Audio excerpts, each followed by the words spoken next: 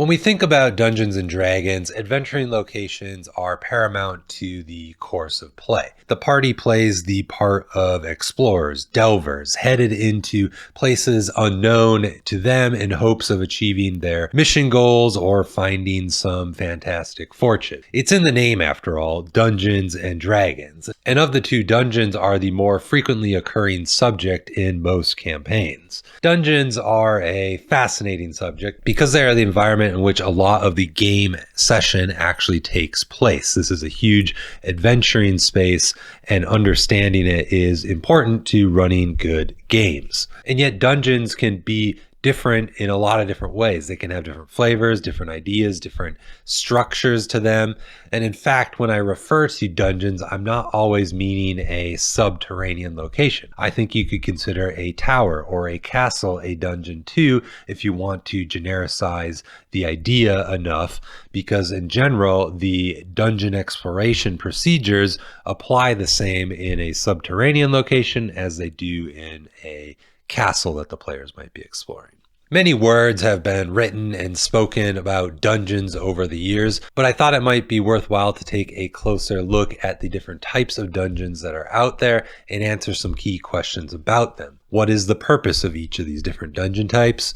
What could we expect to find within these different dungeons? And what possible traps or treasures would also lie within the locations? I think having a good understanding of these different dungeon types is important, because when we go to design a dungeon or a location for our campaign, understanding the different purposes and uses of them allows you to accurately place them when you need.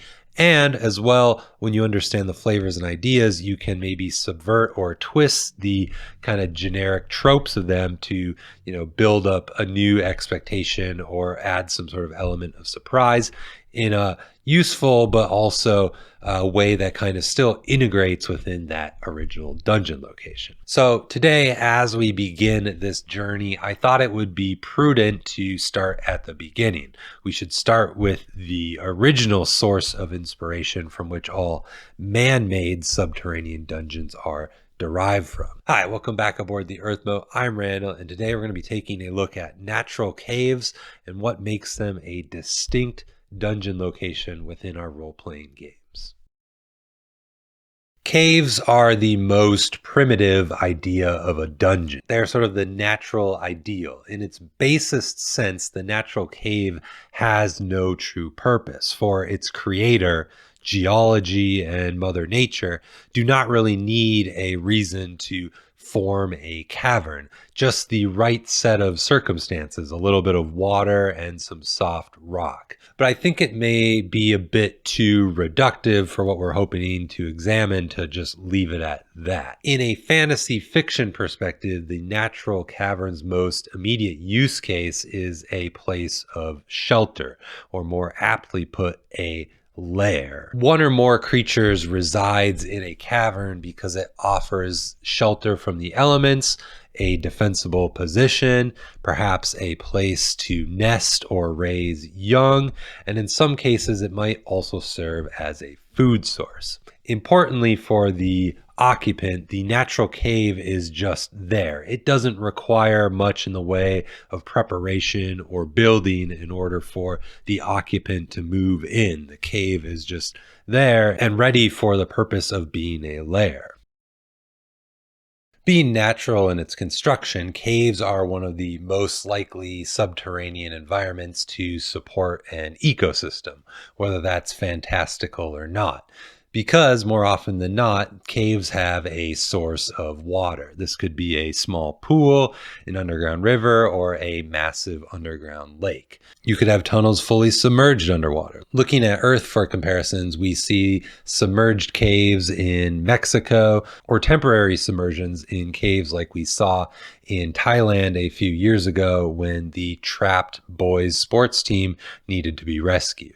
Caves are usually oddly shaped, damp, cold, and dark. Caves can have one or more entrances. It makes plenty of sense for you to place one or more natural egresses into your cave system if that's what you would like. If you opt for a single entrance to the cave, Be sure to note how that's going to change the behavior of any inhabitants that are attacked by the adventuring party. If the party is between them and their point of escape, they're going to fight with a greater ferocity or try to break past them if they can in case of trying to escape during a rout. So just keep that in mind in the inhabitants' behaviors in terms of what their options are within your dungeon environment. Caves can be all sorts of different sizes. A cave could be a single room, or it could go on for miles and miles. And by the way, that extension could span both horizontally or vertically. On Earth, several caverns have been discovered that go over 7,000 feet below the surface. Talk about deep. Make sure to take advantage of the verticality that a natural cave can offer. If the party has rope or other means to traverse vertical shafts, then this can be sort of a natural elevator to a different part or level of the dungeon. Likewise, creatures with flying, floating, or climbing capabilities can also utilize these vertical areas to quickly move throughout the dungeon. If you utilize the idea of an Underdark within your campaign, some of its entrances are most likely going to be accessible through natural cave networks that work their way deep underground into this sort of mythical space, a world below. Cave floors are often uneven. I think this is an aspect of dungeon design that gets overlooked a lot. It's easy to assume these are just sort of oddly shaped but otherwise normal rooms. But the unevenness can add a lot of interest in the form of difficult terrain and possible tactical opportunities if you're willing to lean into it and give some different areas that might allow for those opportunities to take place within your dungeons. Another thing to consider is the different size tunnels or passageways. Again, I think most people assume tunnels large enough for a human to walk down when they're making their cave dungeons.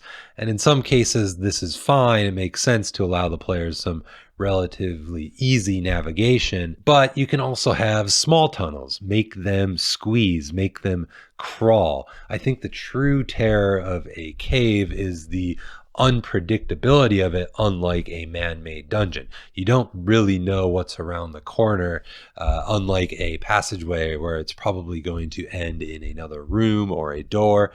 With a tunnel in a cave, you don't know what's there. By the way, those smaller passageways can provide you the opportunity to create those sort of looping pathways in a not so secret yet difficult opportunity for the party to move through the dungeon and possibly gain some sort of maneuvering advantage for those willing to brave and be in those claustrophobic spaces. Speaking of secret passageways, natural caves aren't going to feature a lot of secret rooms or secret tunnels like you might see in other dungeons. The reason being is that they're not really designed with the purpose of having secret rooms.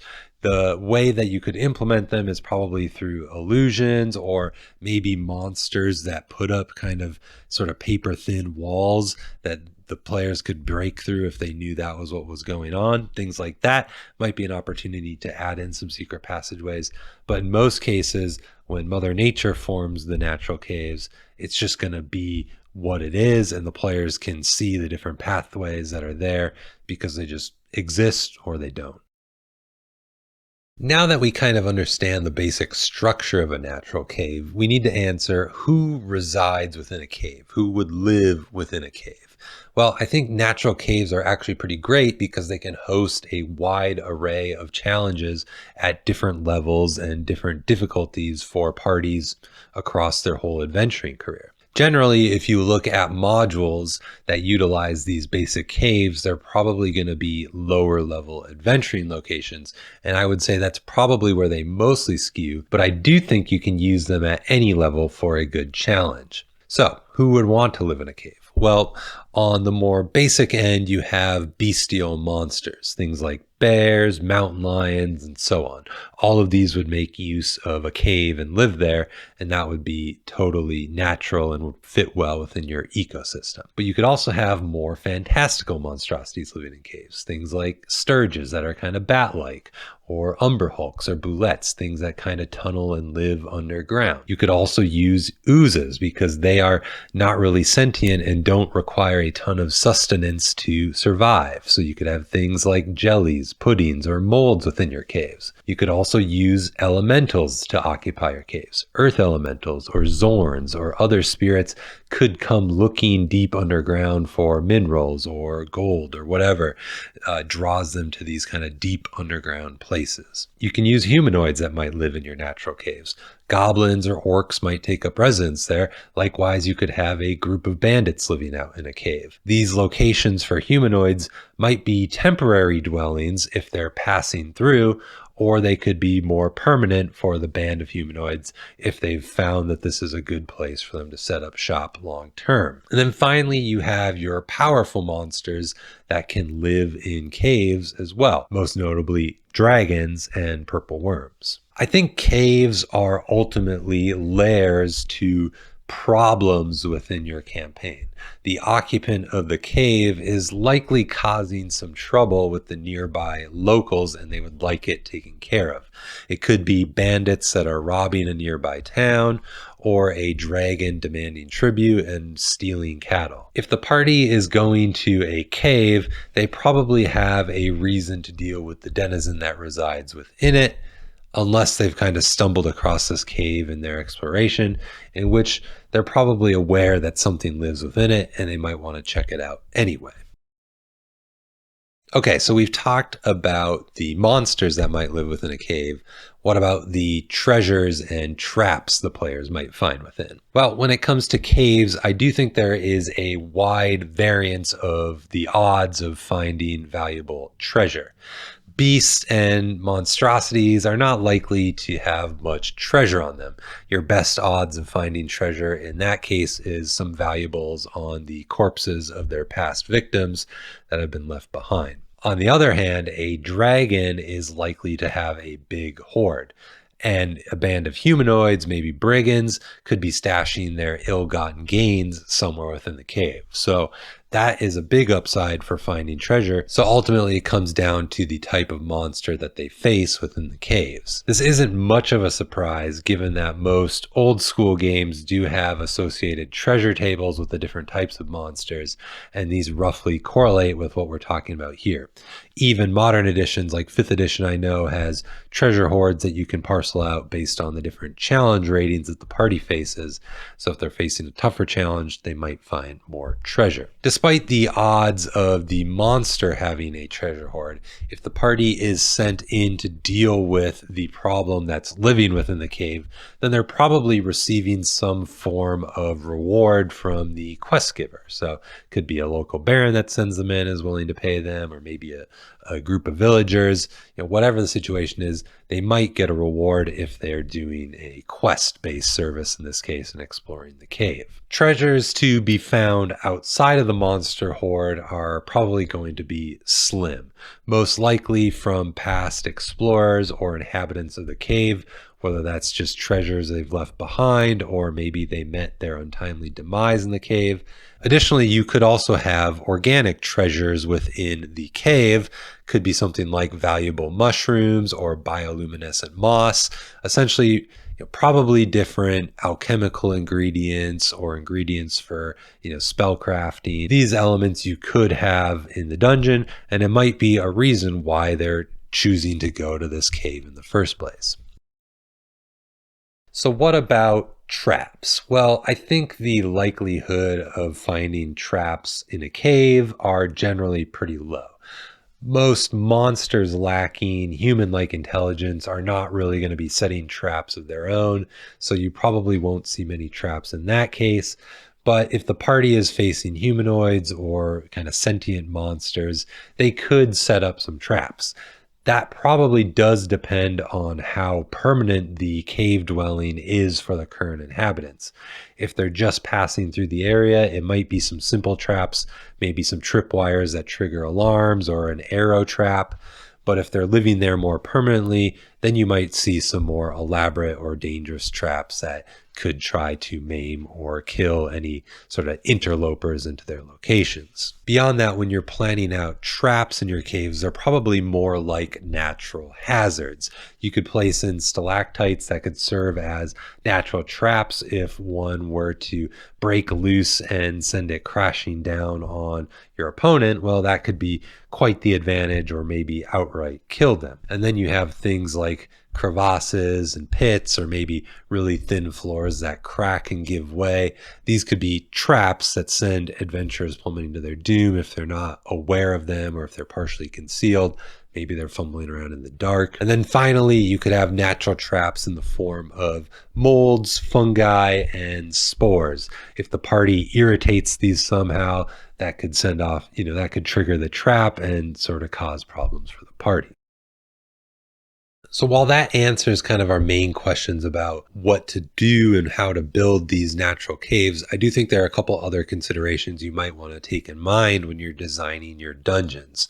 First is natural caves or tunnels can be connected to dungeons that are man-made as well, creating sort of this hybrid dungeon approach. This can signal a few different things. First, it can signal that the cave was either discovered in the course of excavating the built dungeon, and maybe they've kind of incorporated it into the design, or perhaps the natural cave served as the basis from which the man-made structure was built within. In this case, the party would be exploring the natural cave and then come across the human-built structure inside of it. And then thirdly, it's also possible that a creature burrows its way into a man-made dungeon from a nearby cavern space. All of these templates are great ways to add some variety and mix up the dungeon and present some different challenges and signals to the players. It's a lot different being in a catacomb-like dungeon and then all of a sudden see this sort of burrowing tunnel into the space. This is signals that something is different, something might be living in that space that the players weren't expecting when they first came into a crypt. Secondly, if your cave features stalagmites and stalactites, this can dramatically change the movement and tactical ability within your rooms. Again, a lot of people think of these caves as sort of these odd shaped rooms, but are otherwise kind of featureless or flat. That's not really the case if you look at pictures of caves that have these stalagmites in them. Stalagmites, the ones that grow from the ground, offer cover and obscurement. They can be these natural barriers between a creature and missile fire, or they can be obstructions that prevent the players from getting to a different part of the same room easily. And then stalactites, the ones that hang from the ceiling, can be traps like we previously discussed. Players can send them crashing down on their opponents, or they could be a makeshift club for a larger creature that could break it off and wield it, perhaps something like an ogre or a troll living within the cave. The cave is the primeval dungeon, naturally formed yet no less menacing to our party of adventurers. The cave is surprisingly versatile and can pose a large range of threats to our intrepid party. Ultimately, though, the signals of a cave adventuring site are somewhat limited. This is likely a lair obstacle within the region of your campaign map, and if you head into the cave, you're likely to face whatever lives there. There are exceptions and twists, of course, but I do think this is the primary use case of the natural cave. They're definitely worth including in your sandbox games, so let me know what you think about natural caves, and let me know if you find this dungeon perspective series interesting. Obviously, there are lots of different types of dungeons that we could cover in future videos. I'd like to cover them, but only if people are interested in these types of videos. So if you're enjoying it, please give it a like and consider subscribing. It helps the channel a lot and lets me know that I should maybe continue to make more in this video series. Consider checking out Enchanted Nimbus, my monthly newsletter. Thanks for hopping aboard the Earthmote. I'll see you in the next one.